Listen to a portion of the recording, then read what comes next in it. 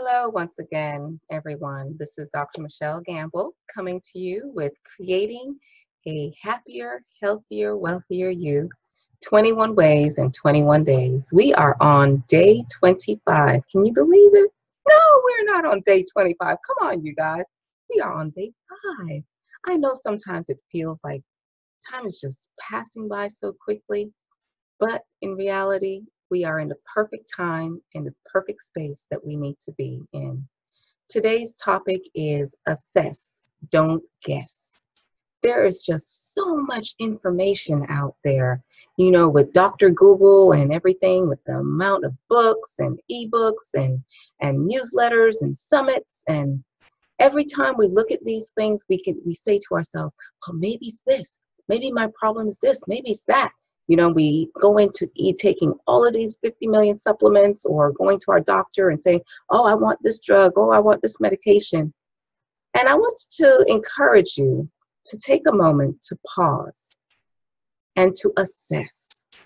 Don't just guess. And what I mean by that is to look at different forms of assessment. Do a spiritual inventory, a mental inventory, an emotional inventory, and a physiological inventory. That's the one we're going to talk about today. Looking at your blood chemistry panels and getting more insight into what those numbers actually mean, and getting to a point where you're not caught up with just the numbers, but you're asking the question of why, so you can contextualize those numbers to make sense of how to create a wellness program for you that will take your health to the next level. We hear a lot about different numbers. So, oh, your cholesterol needs to be below 190 or 200. Oh, your blood sugar needs to be this. Your blood pressure needs to be that. And that's all well and good. But there are two caveats. There are two things to consider. Number one, most doctors are going by what we call a pathological reference range. And so until your numbers hit that magic number where they can diagnose you with a disease and prescribe drugs, many of them will say, no problem, go about your merry old way. Yes, you have all kinds of symptoms, but hey, maybe it's in your head or they'll go away in time. So that's one caveat, to realize that the ranges that doctors are using are not what we refer to as functional ranges. They're not the ranges of what optimal health really looks like when you look at a blood chemistry panel. And then the second caveat is to realize that when certain numbers are out of even the functional range or the pathological range, then it's not about looking at things in isolation, but looking at things within a context. So for instance, blood glucose.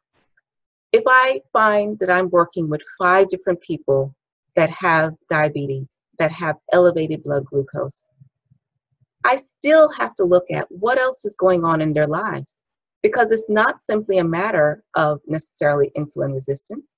It could also be a matter of stress management. It could be a matter of what we call adrenal fatigue. It could be a matter of maybe low functioning thyroid. It could be so many different things that are correlated. And so we have to contextualize that information to make sense of these numbers. Now, to give you a little heads up, to be able to have more of a spirited discussion with your healthcare provider, today we are providing you with our guide to understanding your blood chemistry numbers so that you can look at the different biomarkers and, number one, see if they are in what we call the functional range or the optimal range. And number two, to get an understanding of exactly what those gobbledygook names and numbers are all about. So what is BUN anyway? What is the importance of triglycerides? What are the ASTs, the ALTs, and all of those different, alphabet soup? I want you to be empowered to know what those things mean, know what some of the indications are, and to be able to have, like I said, a spirited discussion, a more in-depth discussion with your healthcare provider, with your medical provider, so that you can move your health to the level of happier, healthier, wealthier wellness and fulfillment for your person in particular. And so, with that, we will say goodbye and thank you. I leave you in the spirit of peace, love, and prosperity.